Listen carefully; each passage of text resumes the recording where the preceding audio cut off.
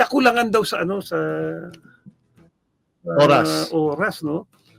Kasi yan, alam naman nila eh, na merong ano eh, May ganun, merong sa elimination, August, may, di ba? preparasyon. Dapat maaga pa lang, alam naman nila sino yung kukontakin nila ron. Pinaghandaan na Na dapat. ito yun, ganito yung, para makapagganda tayo, itong, naka-ano yan eh, nakakalendaryo.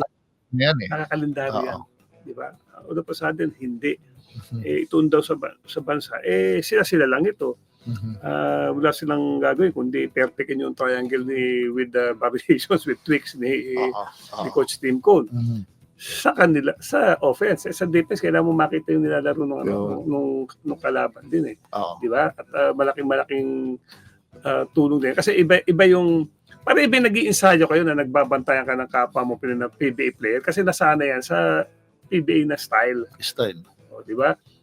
Iba yung may kalaban ka. At iba rin siyempre yung pag may kalaban ka na ibang nasyon, kahit sabihin mo tune up yan o pocket tournament, challenge yan para sa iyo. Siyempre. Diba? Kasi magagaling din naman yung kalaban kaya, mo. Chinese hindi naman sila, tandaan mo pare, pag lumalabas ng bansa ang Gilas in preparation sa isang FIBA, hindi naman sa Southeast Asia pupunta yan, na kaya nila. Kadalasan sila Europe. Diba? Kasi US, gusto nila yung matututo rin sila. Although siyempre, ang nagugustuhan ko kasi sa Pilipinas, sa Gilas, nirerespeto na rin tayo ng ibang bansa eh. Diba? Iba nga, gusto nga rin tayo makalaban yan eh. Kasi ang Pinoy, talagang nakikipag-physikalan eh. Di ba? And by the looks of it, ang ganda na rin na nagiging performance ng Pilipino internationally, ng Gilas. International. Kasi nakita nila yung lineup na, pwede rin. Di ba? The likes of Junmar, ewan ko siya, Brownlee. Di ba? Ang lang sana si Kai, no? Recuperating pa. Hindi pa si Kai.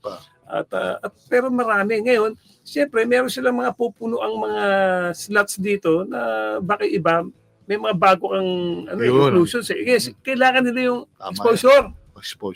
Kailangan mo silang mag-integrate. Yes, oo.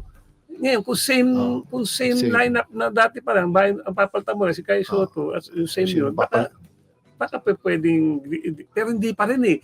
Iba yung habang naglalaro ka ron, lalo kang tumitibay. Dito kasi nagkakaroon ka ng false sense of na parang okay na tayo.